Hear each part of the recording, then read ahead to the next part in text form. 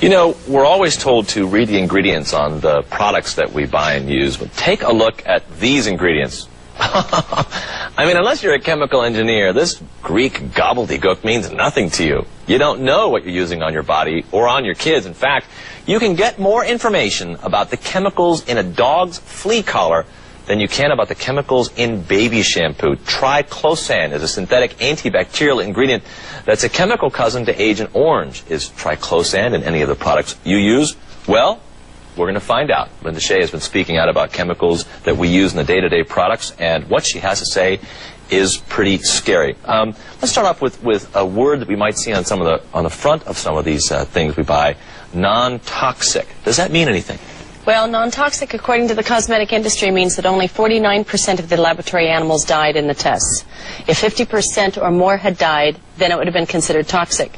But because the cosmetic industry is self-regulated since 1938, nobody has a right to see any of those tests. If they are so bad for us, why are we all I mean, if you look at these products here, many of them are stuff that you probably use at home, why aren't we all sick or dead? Well, most of America is sick with some chronic fatigue. The immune systems are down. Visually, people have an accelerated aging. Most of our children today have illnesses and problems that they didn't have generations before. So this is one of the contributing factors. It's a chemical conspiracy. One of the things that they're investigating is the antibacterial soaps that we use on kids? Yes, absolutely. Like triclosan, which is in this ingredient here. Triclosan's also in this toothpaste. Well, if triclosan, I mean, that's the one that's the chemical cousin to Agent Orange, how does the federal government let that go in there? Again, because it's self-regulated.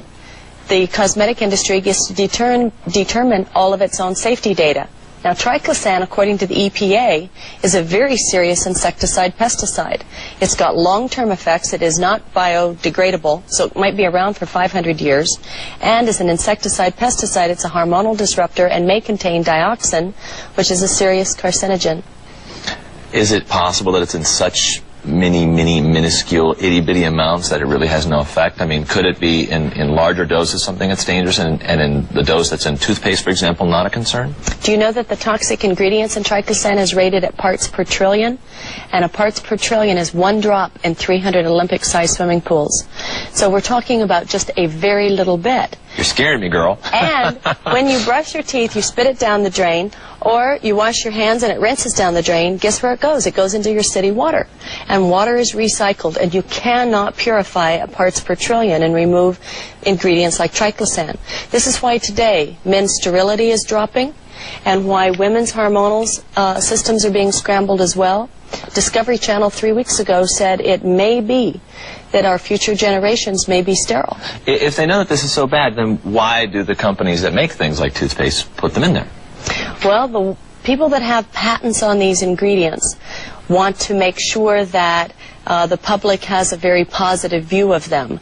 And it's only when Tufts University starts saying that triclosan actually is a potential mutagen, meaning it's going to mutate these bacteria to keep our immune system from being able to fight against it, that information is not made, that information is available to the public. But the cosmetic industry that has the patents on these ingredients, there's a lot of financial profit in many of these ingredients. That's why most of them are synthetic, because petroleum-based ingredients are what you get patents on. Well, in our demand to appear youthful, baby boomers are spending millions of dollars each year in skincare products. But according to some dermatologists, what you're paying for could be nothing more than an industrial detergent used in garage floor cleaners and engine degreasers. And according to Linda Shea, a scientist and researcher in cosmeceuticals, consumers have no idea that the cosmetics they are using to enhance their skin are actually accelerating the aging process. Ms. Shea has spent 27 years in the chemistry and cosmetology field, as well as studying plant biology and product formulation, and you're also, as well, a consumer advocate. Now, she tells us here how to increase our skincare IQ, and what you have brought here are a number of products. You know, I think that this is kind of scary, that a lot of the products out here, they're not required to register with the Food and Drug Administration. And why is that, the list of their ingredients? Because the since 1938, the cosmetic industry has been self-regulated. So, according to the Cosmetics, Fragrance, and Toiletries Association, none of these ingredients have to be approved by the federal government. Now, some of these products, actually, some of the skincare products actually say on them, avoid all contact with skin. Yes. That doesn't make much sense, does it? No. Especially something like propylene glycol, when it goes into the laboratory for manufacturing. The EPA has protected factory workers, yet you can find propylene glycol at 70% in your stick deodorants. You can find propylene glycol right here in baby products. Propylene glycol is a solvent. It can dissolve the barnacles off the bottom of the boats. What's it going to do to our skin? Industrial antifreeze is something else that is used in some of these products. That's right. Propylene glycol is an industrial antifreeze used on airplanes and used, on subways as de-icers.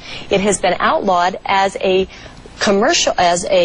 antifreeze you and I would use because it's got to be disposed of in a toxic waste site. Yet again, it's in many of these very products right here before you. Now, some people may be wondering at home, is this an alarmist point of view that some of these, could the percentage be such a small amount, such a minute amount, that it really doesn't affect our immune systems? Well, the cosmetic industry would like to have you think that.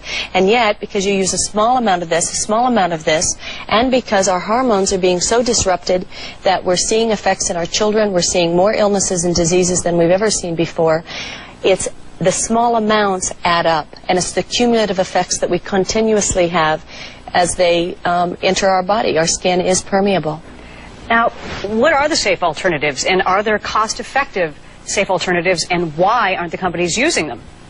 Well, there are safe alternatives, but they come from nature, and you can't get a patent on a grapefruit ingredient. You can't get a patent on cucumbers. So when you're in the industry, like many of the companies are, they want to have various synthetic plastics that they can own the full rights to. So there's a lot more profit margin in maybe some of these plastic ingredients, but there are alternatives.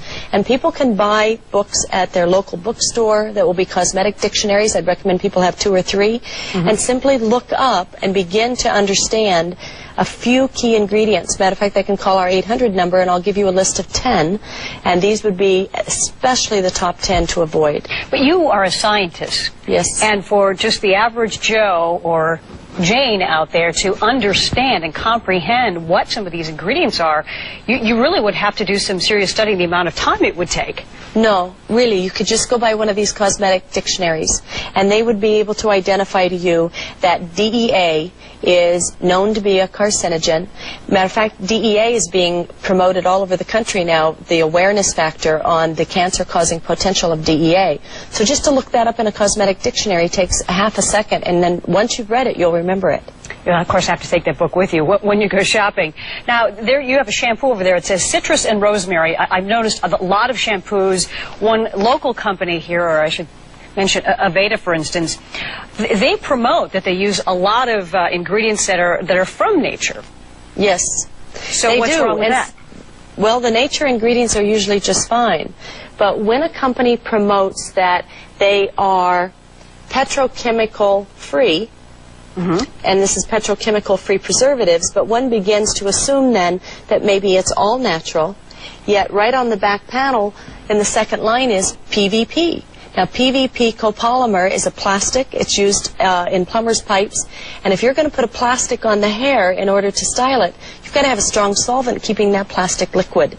The problem with that solvent is that it can penetrate into the scalp, and it can do all sorts of damage, mentally, emotionally, and physically to our bodies. And being that skin is the largest organ in our body, yes, it absorbs all the stuff, all the chemicals that are used. That's right. Welcome back. If you use shampoos, deodorants, lotions, and cosmetics, then you've avoid antifreeze and formaldehyde. They're just 2 of the toxins that may be seeping into your system and making you sick. Tonight, a Northwest woman is putting her best face forward in a crusade to pressure the cosmetics industry to make products that protect instead of poison. Beauty may only be skin deep, but American women spend millions of dollars a year in search of the fountain of youth. Now one Northwest woman says, buyer beware. Judy Vance is taking on the multi-million-dollar cosmetics industry with her new book, Beauty to Die For. Vance claims the personal care products you keep in your bathroom contain the same ingredients as the products you keep in your garage. Fluid. For instance, the ingredient that's in the brake fluid is propylene glycol. It's used in hydraulics, and that is an ingredient that is found in a lot of personal care products, a lot of moisturizer, sunscreen, even lipstick. Other ingredients on Vance's hit list: antifreeze and formaldehyde, which act as preservatives in many cosmetics and skincare products; acetone, a solvent which is found in nail products; and sodium lauryl sulfate, a common sudsing agent found in most shampoos and household cleaners. What we're trying to do is get the public aware that ingredients that are being used in cosmetics are high risk. Vance collaborated with a team of researchers, and their findings link these ingredients and others to numerous health problems like chronic fatigue syndrome, cancer, kidney damage, immune system disorders, and birth defects. The actual ingredients that are being used are on the generally regarded as safe list. We have to be looking at the long-term damage, and we never have. Vance calls the cosmetic industry loosely regulated, and she's pushing for more product testing. She says trace amounts or not, the more products we use, the more we may be overloading our systems with toxins. I think we have to show the industry our concern by choosing products that we know are safe. It was Judy Vance's own battle with toxins in her system a decade ago that led to her research on cosmetics and other personal care products. Today, she credits a clean bill of health to a change in lifestyle.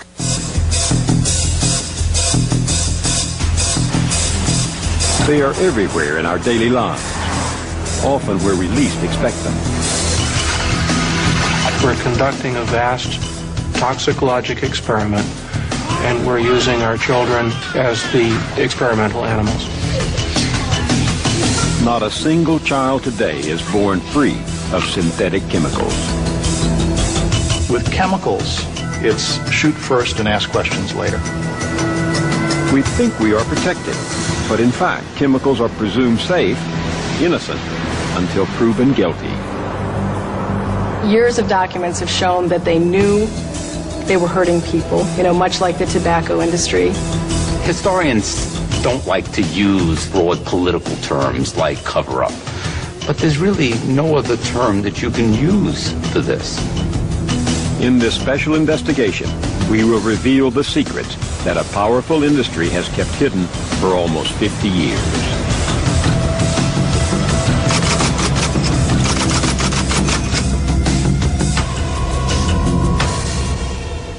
Synthetic chemicals were invented to give manufacturers new materials. Plastic. And like plastic. Other things we use in our everyday life. Better things for better living through chemistry. Pesticides like DDT were advertised as miracle chemicals that would eradicate crop pests and mosquitoes. The industry boomed.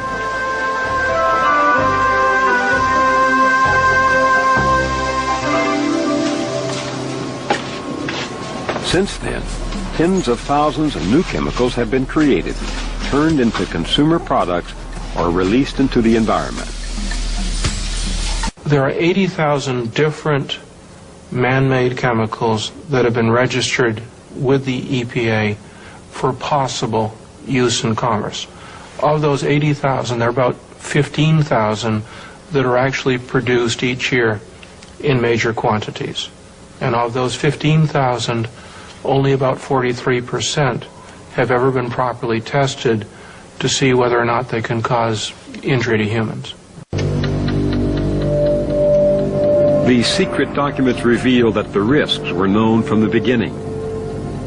The chemical industry knew much more about its miracle products than it was telling. The chemical industry has contended that while a few substances pose a real risk to human health when sufficient exposure occurs, the vast majority of chemicals do not pose any substantial threat to health. However, the problem is very little data exists to broadly respond to the public's perception and the charges of our opponents. That is worth repeating. The problem is very little data exists. In other words, the industry itself acknowledged it could not prove the majority of chemicals safe.